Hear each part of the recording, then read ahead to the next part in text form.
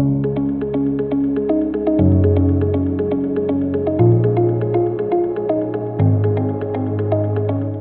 to the Marketing Growth Podcast. I'm your host, Shane Barker. On this episode, Spike Jones from Khoros is back again for a discussion on word-of-mouth marketing. Without further ado, let's get the episode started. What I wanted to talk about too is a little bit more about like the word-of-mouth advertising. Because I know that you who did you used to work for somebody? It was something like word-of-mouth marketing or something, wasn't?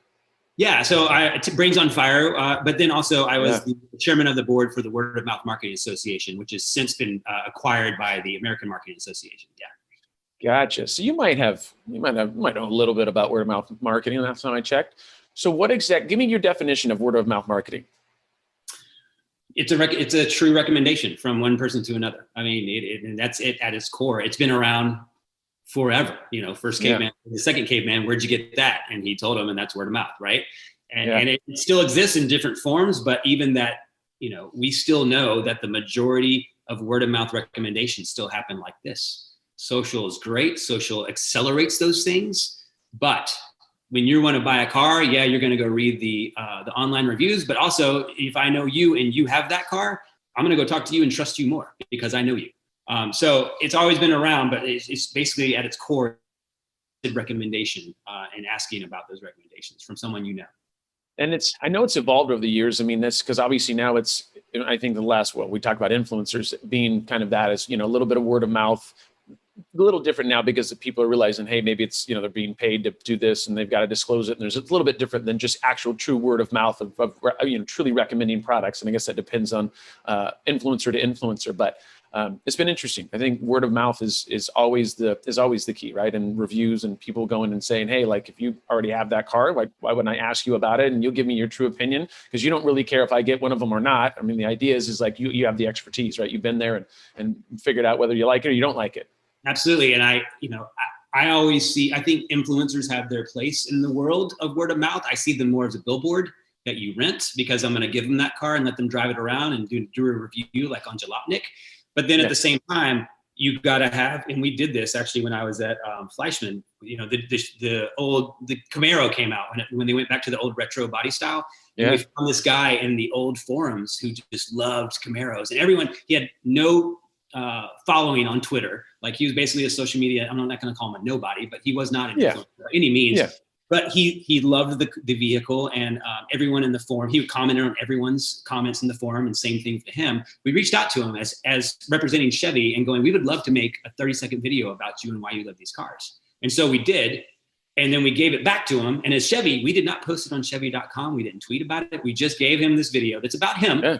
He's an Irish immigrant. He talks about, his love of muscle cars, and he's also a graphic artist and all this stuff. Anyway, we just give him this video and say, thank you so much for being such a big fan of Chevy. And then we walked away. And so, of course, he goes to social, posts it. The guy gets 15,000 views on YouTube in the first couple of weeks and becomes the most influential person on Twitter about Chevy Camaros over the next couple of months. So we made an influencer, and we didn't pay him anything. We just made this great piece of content about him, not even about the car, about him. But see, that's what's big for me is that you guys, you figure out where the community's at in this situation. It's a forum. You went and you found somebody that once again doesn't have a big social following, but you said, this guy obviously knows Camaros. Like there's hands down, he's the guy.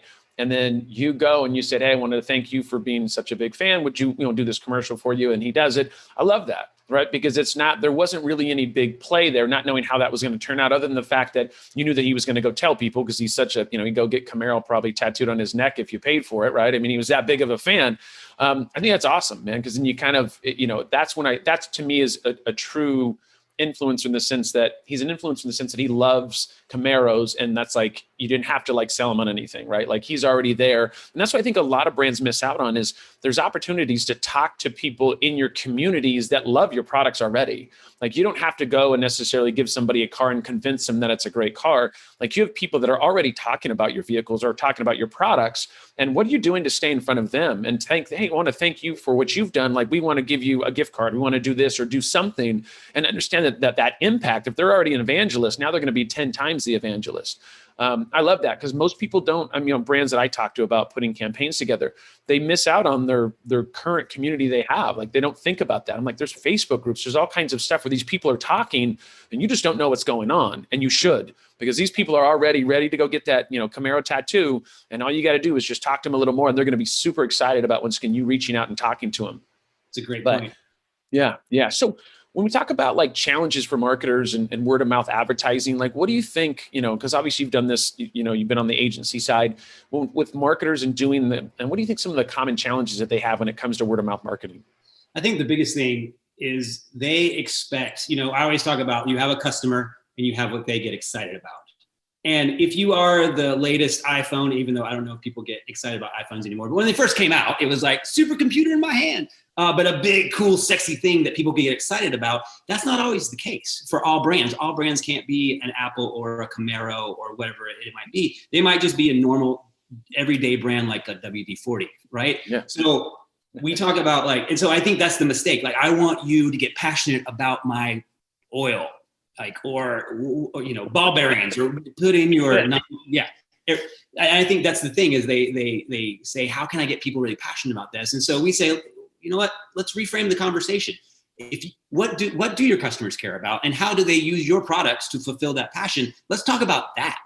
Let's talk about how you are the conduit that connects them to their passion, because therefore now you're going to be able to provide the platform and the tools and the ability to talk about that thing they love, and they're going to remember you for it. And you're going to be part of that conversation. So I'm trying to help them reframe instead of going, hey man, let's go get people excited about, WD-40.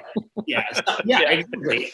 I think that's one of the biggest common mistakes that we see. So we try to help them think about reframing that conversation. Yeah, because that's the thing is the same thing. If you have like an insurance broker or something you're doing, they're like, well, I want to be like this. And it's like, it's just not quite as sexy as what you're trying to make it, right? Your iPhone is something everybody talks about. Camaro is a household name. It's like, and nobody's going to say, God, that insurance broker that I met the other day, what a great guy. It's like, you got to, it's a little harder to make you sexy. We can work around it, but I like the reframing of the conversation. Absolutely. And look at, are you familiar with USAA? Yeah, for sure. Yeah. I mean, look at that. Whenever I would give talks back in the day pre-COVID, I would say, who here loves their insurance company, to your point? And USA members would raise their hand every time, but they get to tell, because everyone's got a story about how they were taken care of when something happened to them, and how whenever you got an accident, the first thing that the agent asks is like, "Are you okay?" Just cool, but there are those exceptions for sure. Yeah, I mean, talk about word of mouth. It doesn't get any better than that, right? On that note, Spike, allow me to tell our listeners more about how my team can help them increase their online visibility. We offer services like influencer marketing, SEO, content marketing, online PR, and more. To contact us or learn more about our services, visit ShaneBarker.com. That's ShaneBarker.com. You'll find all the details there. Now let's get back to the discussion. So with the software that you guys have, like, how does that help brands leverage word of mouth marketing? I mean, is there a way that anything you guys have built into the software that kind of makes it so that it's a kind of a no-brainer? I mean, I think there's several things. Again, it's really three parts, because we want to reach customers where they are. So it's not only the marketing part of it, where we're out there listening to the conversations that are happening, responding, and be able to build out those campaigns through the tool. Then there's care. And again, we want that seamless experience. So if a handoff does come in and you are the marketing person on Twitter and someone comes in and goes, hey, my stuff's broken, there's this seamless handoff that the tone of voice does not change, the brand voice does not change, and there's a seamless thing that happens to go over to the care folks as well, that they feel like, and I think that's one of the other things that we see with some customers is like, still care is siloed and they don't talk to the marketing kids, and the marketing kids don't talk to the care kids. But maybe I want to reach you, a brand, on WhatsApp or Apple Business Chat or Google Business Chat, any of those. People have to be there and be available. So that's what the platform is it's able to reach people where they are, where they want to be, and then have the seamless experience across that customer journey. Like that's, I mean, I can't say this enough. And once again, I talked about this demo that I did with Adam, and it blew me away that you pulled all that in. You get all that information, you get it in one dashboard, because it being siloed, we used to try, and this was a few years ago now, but, trying to look at different channels and this, that, and the other, and it becomes impossible. And it's like, how do you bring that all together? And obviously you guys are the answer to that. And I love that you guys, once again, I love what you guys are doing. You're doing some good stuff over there, but give us some examples of other brands that are doing a good job with word of mouth advertising. Like, is there anybody that like stands out? I mean, USSA obviously be a good example of like, and that's funny because when you said that, I do think I have two people in my family that have it. And at one point we had talked about it and they were like losing their mind about how good it was. And I was like, do they give you like free coffee to drink in the morning to go pitch people? Or like, I'm just confused on why you're so pumped, but it is kind of crazy. Any other brands that you can think of that also kind of run along those lines? Yeah. I've been a long time admirer of Target. And I just think, especially on social, they just kill it. It is this thing that they celebrate.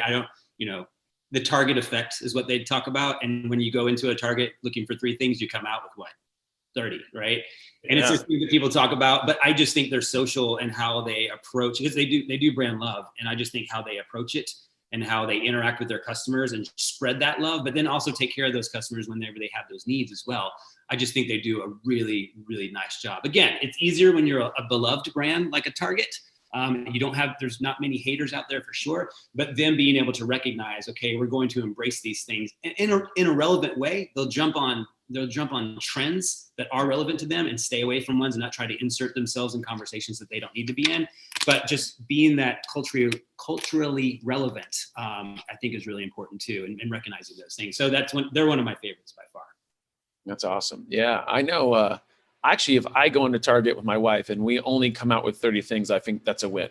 Because I usually play defense. So I'm like, oh, no, babe, we don't, come on, baby, you're worth it. I'm not saying you're not worth it, but no, we're fine. She goes, what about you? You need some shoes? No, I don't know. I love you, but no, we're good. Let's just keep it under 30. We've got Christmas around the corner. Let's just focus on what we got going on. And she's like, I feel like you just don't want me to buy a lot of stuff. I know, potentially, that could be the vibe. Thanks, Spike. It's been an intriguing episode, and I'm sure our listeners are now ready to implement word-of-mouth campaigns for their brand. At this point, we'll have to wrap up this segment of the Marketing Growth Podcast. We'll be back with Spike Jones to talk about multi-channel marketing on next week's episode. Stay tuned.